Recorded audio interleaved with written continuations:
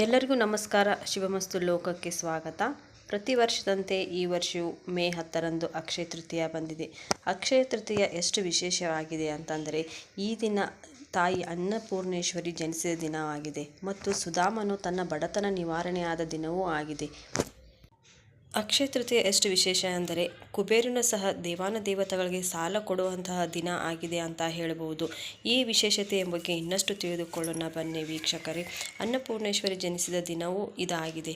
ಇದೇ ದಿನ ಅನ್ನಪೂರ್ಣೇಶ್ವರಿ ದೇವಿ ಜನನವಾಯಿತು ಎಂದು ಕೆಲವು ಧರ್ಮ ಗ್ರಂಥಗಳಲ್ಲಿ ಹೇಳಲಾಗಿದೆ. ಈ ದಿನ ಕುಬೇರ ಲಕ್ಷ್ಮಿಯ ಪೂಜೆ ಮಾಡಿದರೆ ಎಲ್ಲ ರೀತಿಯ ಅನುಕೂಲಗಳು ದೊರೆಯುತ್ತವೆ. ಆಹಾರಾದಿಗಳಿಗೂ ಹಣಕ್ಕೂ ಜೀವಮಾನವಿಡೀ ಕೊರತೆ ಇರುವುದಿಲ್ಲ. ಈ ದಿನ ಲಕ್ಷ್ಮೀ ಕುಬೇರ ಪೂಜೆ ಮಾಡುವುದರಿಂದ ಈ ದಿನ ಅಡಿಗೆ ಮನೆಯನ್ನು ಸ್ವಚ್ಛ ಮಾಡಿ ಒಲೆಗೆ ರಂಗೋಲಿ ಇಟ್ಟು ಹಾಲನ್ನು ಕಾಯಿಸಿ ಎಲ್ಲರೂ ಹಾಲನ್ನು ಕುಡಿಯಬೇಕು. ಈ ದಿನ ಹಬ್ಬದ ಅಡಿಗೆಯನ್ನು ಮಾಡಿ ಸಂತೋಷದಿಂದ ದಿನ ಕಳೆಯಬೇಕು. ಮನೆಗೆ ಬರುವಂತಹ ದಂಪತಿಗಳಿಗೆ ಭೋಜನ ನೀಡಿ ಅವರಿಗೆ ತಾಂಬೂಲ ನೀಡಿ ಅವರಿಂದ ಆಶೀರ್ವಾದ ಪಡೆಯಬೇಕು. ಈ ರೀತಿ ಮಾಡುವುದರಿಂದ ಜನ್ಮ ಜನ್ಮಕ್ಕೂ ತಿನ್ನುವ ಅನ್ನಕ್ಕೆ ಕೊರತೆ ಇರುವುದಿಲ್ಲ. ಅಕ್ಷಯ ತೃತೀಯ ದಿನದಂದು ಮೊದಲು ವಿಷ್ಣು ಸಮೇತ ಲಕ್ಷ್ಮೀ ದೇವಿಯನ್ನು ಪೂಜೆ ಮಾಡಬೇಕು. ನಂತರ ಕುಬೇರ ಪೂಜೆ ಮಾಡುವುದರಿಂದ ಎಲ್ಲರೂ ಸಿರಿವಂತರಾಗುತ್ತಾರೆ.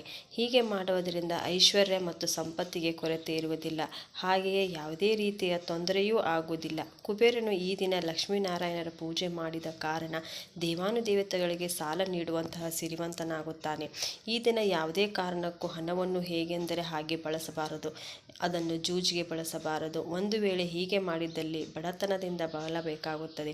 ಈ ದಿನ 11 ಲಕ್ಷ್ಮೀ ಕವಡೆಗಳನ್ನು ಒಂದು ಬಟ್ಟಲಲ್ಲಿ ಹಾಕಿ ದೇವರ ಬಳಿ ಇಟ್ಟು ಪೂಜಿಸಬೇಕು.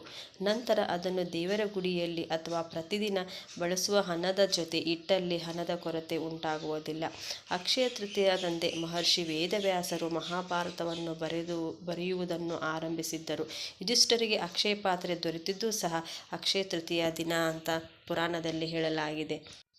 ಇನ್ನು ಅಕ್ಷಯ ತೃತೀಯದ ಬಗ್ಗೆ ಹೇಳಬೇಕೆಂದರೆ, ದ್ರೌಪದಿಯನ್ನು ಶ್ರೀಕೃಷ್ಣ ಕಾಪಾಡಿದ ದಿನವೂ ಅಕ್ಷಯ ತೃತೀಯದಂದು. ದುಶ್ಯಾಸನದಿಂದ ದ್ರೌಪದಿಯು ವಸ್ತ್ರಾಪಹರಣಕ್ಕೆ ಒಳಗಾಗಿದ್ದು ಇದೇ ಅಕ್ಷಯ ತೃತೀಯೆಯಂದು. ಸ್ವಯಂ ಕೃಷ್ಣನೇ ದ್ರೌಪದಿ ಎದುರು ಪ್ರತ್ಯಕ್ಷನಾಗಿ ಮಿತಿಯಿಲ್ಲದೆ ವಸ್ತ್ರವನ್ನು ದಯಪಾಲಿಸಿ ದ್ರೌಪದಿಯನ್ನು ಕಾಪಾಡುತ್ತಾನೆ.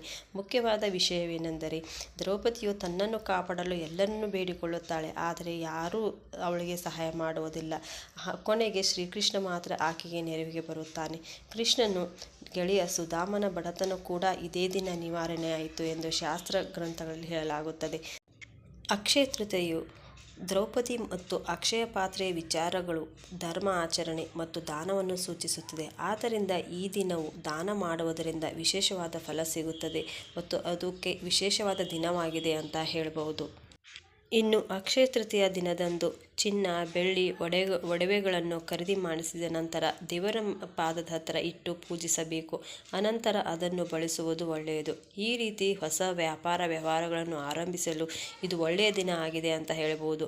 ದೇವರ ಪೂಜೆ ಸಲ್ಲಿಸುವುದರ ಜೊತೆಗೆ ಒಡವೆಗಳನ್ನು ಕೊಳ್ಳುವುದರ ಜೊತೆ ದಾನವನ್ನು ಮಾಡಬೇಕು. ದಾನವಾಗಿ ಯಾವುದೇ ವಸ್ತುವನ್ನು ನೀಡಬಹುದು. ಒಟ್ಟಾರೆ ಈ ದಿನ ಮಾಡುವ ಒಳ್ಳೆಯ ಕೆಲಸಗಳಲ್ಲಿ ಒಳ್ಳೆಯ ಫಲಗಳೇ ದೊರೆಯುತ್ತದೆ ಅಂತ ಹೇಳಬಹುದು.